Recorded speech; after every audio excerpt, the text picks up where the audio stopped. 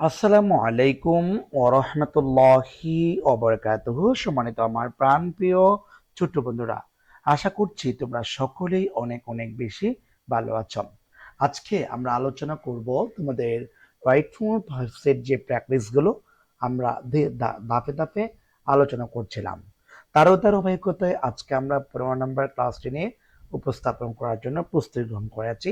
তোমরা যদি ক্লাসটি বুঝে উপকৃত হও তাহলে অবশ্যই আমাদের চ্যানেলটি সাবস্ক্রাইব করে আমাদের সাথে থাকবা।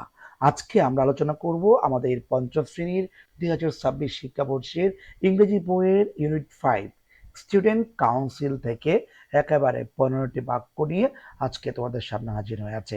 এই বাক্যগুলো তোমাদেরকে প্রত্যেকটি বাক্য ব্যাখ্যা সহকারে বুঝিয়ে দেওয়া হচ্ছে।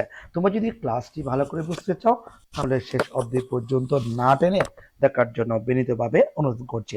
তো প্রথমত আমরা একটা বাক্য দেখতে পাচ্ছি, বাক্যটা হচ্ছে যে লেখা আছে নাম্বার 1, এই 1 নম্বর বাক্যটা হচ্ছে যে রিপোর্টার অর্থাৎ একজন প্রতিবেদক।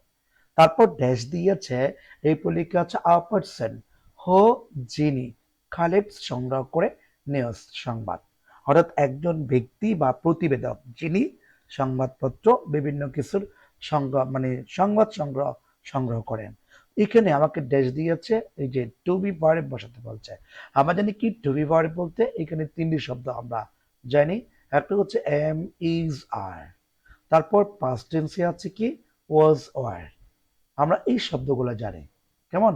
এখন প্রেজেন্ট টেন্সে আমরা এম ইজ আর করি, পাস্ট টেন্সে আমরা ওয়াজ ওয়ার করি। যেহেতু সাবজেক্টিভ থার্ড পারসন সিঙ্গুলার আছে সেই ক্ষেত্রে আমরা কি করব, এখানে প্রেজেন্ট টেন্সের ক্ষেত্রে আমরা ইজ বসাবো, আর পাস্ট টেন্সের ক্ষেত্রে আমরা ওয়াজ বসাবো। এখানে যেহেতু পাস্ট টেন্সের কোনো কিছু নাই সেক্ষেত্রে আমরা কি করব না, ওয়াজ বসাবো না, আমরা এখানে ইজ বসাবো। এরপর 2 নম্বর দেখতে পাচ্ছি লেখা আছে ওপেলা, একজন ব্যক্তির নাম। ড্যাশ তারপর লেখা আছে দ্য রিপোর্টার্স কোয়েশ্চেন্স নাও। এখন আমরা জানি কি ইংরেজি কোন একটা বাক্যের মধ্যে যদি নাও শব্দটি থাকে সেটা কিন্তু প্রেজেন্ট কন্টিনিউয়াস টেন্সে চলে যায়, প্রেজেন্ট কন্টিনিউয়াস টেন্সে চলে যাবে। আবার এরপর যেহেতু নাও শব্দটি আছে এই বাক্যটি আমরা প্রেজেন্ট কন্টিনিউয়াস টেন্সে নিয়ে যাব। এখন সাবজেক্টে যেহেতু থার্ড পারসন সিঙ্গুলার আমরা এখানে একটা ইজ বসাবো, তারপর এখানে যে না আনসার দিয়েছে সেই শব্দটা আমরা এখানে বসালাম, A N S W E R I N G হবে, তার মানে ইজ আনসারিং। আশা করি আমরা বুঝতে পারছি।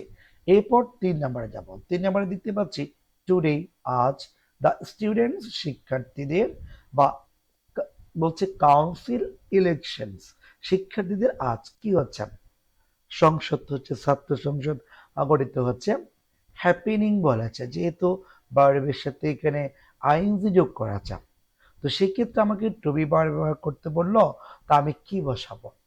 এখন আমরা যেহেতু subjective third person singular to be verb থেকে আমরা এখানে ইজ দিলাম, অর্থাৎ today the student council elections is happening.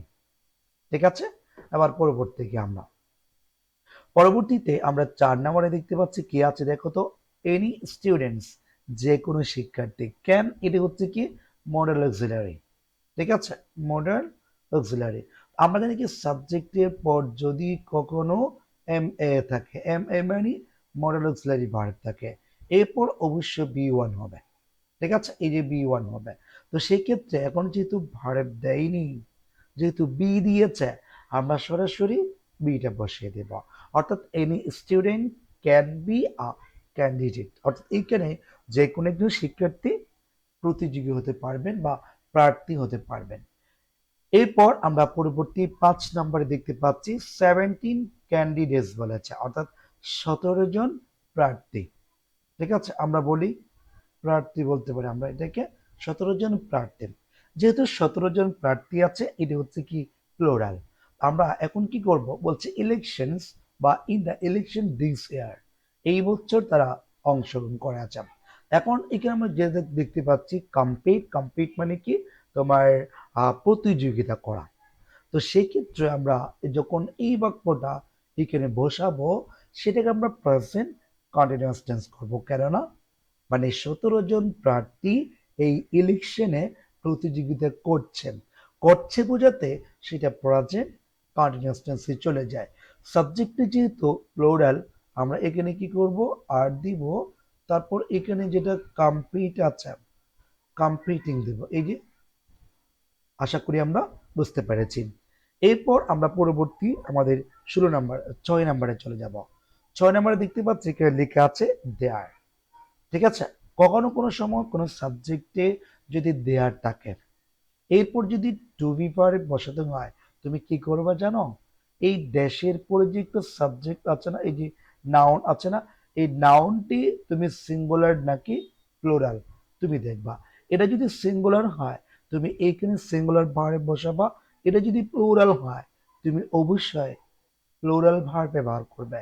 যেহেতু 7 পজিশন বলা যায়, 7টি, সেক্ষেত্রে এটা প্লুরাল। আর আমরা টু বি ভার্বের ক্ষেত্রে প্লুরাল আমরা কি হলে আর বসাই। ঠিক আছে, আচ্ছা এরপর আমরা 7 নাম্বার দেখব। 7 নাম্বারে দেখতে পাচ্ছি আমরা সাদিয়া লেখা আছে। সাদিয়া, হ্যাঁ, এই যে থার্ড পারসন সিঙ্গুলার। সাদিয়া হচ্ছে কোন একজন মানুষের বা কোন একটা মেয়ের নাম। আমরা জানি কি কখনো কোনো সময় যদি সাবজেক্টে কোন একটা মানুষের নাম থাকে, সেটা সর্বদা থার্ড পারসন হয়। আর সেটা যদি সিঙ্গুলার প্লুরাল, একজন হলে সিঙ্গুলার হবে, আর যদি একের অধিকই চলে যায় সেটা হবে প্লুরাল। যেহেতু আমরা এখানে সাদিয়া দেখতে পাচ্ছি একজনই থার্ড পারসন সিঙ্গুলার, আর এখানে একটা ওয়ার্ড দেখতে পাচ্ছি আমরা ইন দিস মোমেন্ট লেখা আছে। এই শব্দটি যদি কখনো কোনো সময় কোন একটা বাক্যের মধ্যে উল্লেখ থাকে, সেটা কিন্তু প্রেজেন্ট কন্টিনিউয়াস টেন্সে চলে যায়। প্রেজেন্ট কোন টেন্সে চলে যাবে? কন্টিনিউয়াস টেন্সে। যেহেতু প্রেজেন্ট কন্টিনিউয়াস টেন্সে চলে যাবে, সেই ক্ষেত্রে সাদিয়া থার্ড পারসন, আমরা এখানে একটা ইজ দিব, তারপর এখানে যেটা কাম আছে সেটা কামিং হয়ে যাবে। এই যে কামিং, ঠিক আছে, Sadia is coming this way at this moment. ঠিক আছে, আমরা বুঝতে পারলাম। এরপর আমরা পরবর্তী 8 নাম্বারে চলে যাব। 8 নাম্বারে দেখতে পাচ্ছি ইফ সাদিয়া উইন্স বলেছে। একটা জিনিস মনে রাখবা, তোমাদের বলে দিই, এটি হচ্ছে কন্ডিশনাল সেন্টেন্স। কেমন জানো? এই যে যদি কখনো কোনো সময় ইফ থাকে, এরপর যদি প্রেজেন্ট টেন্স থাকে, কোন টেন্স? প্রেজেন্ট টেন্স, এরপর কিন্তু ফিউচার ইনডিফিনিট টেন্সে চলে যায়। ঠিক আছে, ফিউচার ইনডিফিনিট টেন্স হয়। তখন আমরা যদি future F U T U R E the future tense হয়, তাহলে এই যে দেখো তো সাবজেক্টের পর যেটা সাবজেক্ট থার্ড পারসন সিঙ্গুলার আছে, এরপর ভার্বের সাথে এস যোগ করা যায়। তো subject third person singular number হলে মূল ভার্বের শেষে এস বা ইএস যোগ হয় শুধুমাত্র প্রেজেন্ট ইনডিফিনিট টেন্সে। এখন আগেরটা যেহেতু প্রেজেন্ট ইনডিফিনিট টেন্স চলে গেল, তাহলে অবশ্যই পরবর্তীটা ফিউচার ইনডিফিনিট টেন্সে চলে যাবে। তো ফিউচার ইনডিফিনিট টেন্স আমরা কি করি? এখানে উইল বসাবো, তারপর এখানে যেটা এইচ দিয়েছে আমরা সেটি যেভাবেই আছে সেভাবেই বসিয়ে দেব, double S I S T. ঠিক আছে, মানে উইল অ্যাসিস্ট। আশা করি আমরা বুঝতে পেরেছি। এরপর আমরা পরবর্তী 9 নাম্বারে চলে যাব। 9 নাম্বারে আমরা দেখতে পাচ্ছি এখানে সি ওয়ান্স টু আছে। একটা জিনিস মনে রাখবা, সেটা কি জানো? টু ব্যতীত, মানে আমরা জানি কি প্রিপোজিশন, আমরা নাম শুনেছি। টু ব্যতীত একটা নিয়ম আছে, আর সেটা হচ্ছে কি টু ব্যতীত সকল প্রিপোজিশনের পর ভার্বের সাথে আইএনজি হয়, কিন্তু টু থাকলে বি ওয়ান হয়, অর্থাৎ ভার্বের প্রেজেন্ট ফর্মে থাকবে, এটার সাথে কখনো কোনো সময় ভার্বের সাথে আইএনজি বা আদার্স কোনো কিছু হবে না। তো সেই ক্ষেত্রে আমি কি করতে পারি, এখানে যে টু আছে, এরপর আমি যেটা ভার্ব বসাবো সেটা অবশ্যই আমাকে বি ওয়ান করতে হবে। এই যে আমরা এখানে যেটা মেক আছে, ওই মেকটা সেভাবে করে বসিয়ে দেব। এরপর আমরা 10 নাম্বার দেখবো। 10 নাম্বারে দেখতে পাচ্ছি আমরা এখানে দ্য স্টুডেন্টস বলেছে শিক্ষার্থীরা। ঠিক আছে, আচ্ছা বলো তো শিক্ষার্থীরা কি সিঙ্গুলার না প্লুরাল? অবশ্যই প্লুরাল, যেহেতু শিক্ষার্থীরা বলেছেন। এখন এই লেখা আছে ড্যাশ দিয়েছে, তারপর very excited about the elections বলেছে। এখন এখানে একটা শব্দ দিয়েছে ফিল, আমার সাবজেক্টটি যেহেতু প্লুরাল আছে বা প্লুরাল সাবজেক্ট দিয়েছে, তো সেই ক্ষেত্রে আমরা কি করব, এখানে যেটা ফিল আছে এই ফিল শব্দটি যেভাবেই আছে আমরা সেভাবে বসিয়ে দিলাম, অর্থাৎ বা এই শব্দের সাথে আমরা কখনো বা এস বা ইএস যোগ করতে পারিনি। কেন পারিনি? ওই যে আমার সাবজেক্টটি হচ্ছে প্লুরাল, এই কারণে। ঠিক আছে, আবার পরবর্তী জ্যাপ, তাহলে এখন এই বাক্যটা এখানে সমাপ্ত করলাম। এরপর আমরা 11 নম্বর যাব। 11 নম্বর দেখতে পাচ্ছি সাদিয়া আছে, থার্ড পারসন সিঙ্গুলার, এক কথায় কোনো মানুষের নাম হচ্ছে কি থার্ড পারসন সিঙ্গুলার। ওকে, এবার আমরা পরবর্তী যাচ্ছি। যেহেতু এখানে আমাকে বলেছে সাবজেক্টটি থার্ড পারসন দেখতে পেলাম, to keep the school clean in future, এই যে ফিউচার দিয়েছেন, ফিউচার মানে হচ্ছে কি ভবিষ্যৎ, অর্থাৎ পরবর্তী, এক কথায়। ঠিক আছে, পরের দিন বা পরবর্তী লেখা যায়।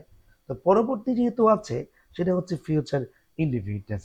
তো ফিউচার ইনডিফিনিটেন্স হলে আমরা জানি কি সাবজেক্টের পর এখানে একটা উইল দিতে হবে, তারপর যেটা ট্রে আছে বা ট্রাই, সেটা আমরা কি করব, বসিয়ে দেব, অর্থাৎ টি আর ওয়াই, ট্রাই, অর্থাৎ আমরা এখানে উইল ট্রাই বসালাম।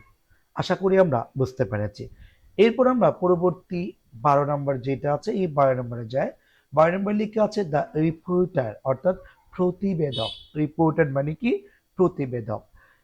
এরপর আমরা দেখতে পাচ্ছি ড্যাশ দিয়েছে, তারপর ওপেলা সাব কোয়েশ্চেন্স, অর্থাৎ রিপোর্টার মানে ওপেলা থেকে কয়েকটি প্রশ্ন করছে। একটা হচ্ছে করছে বা জিজ্ঞেস করছে।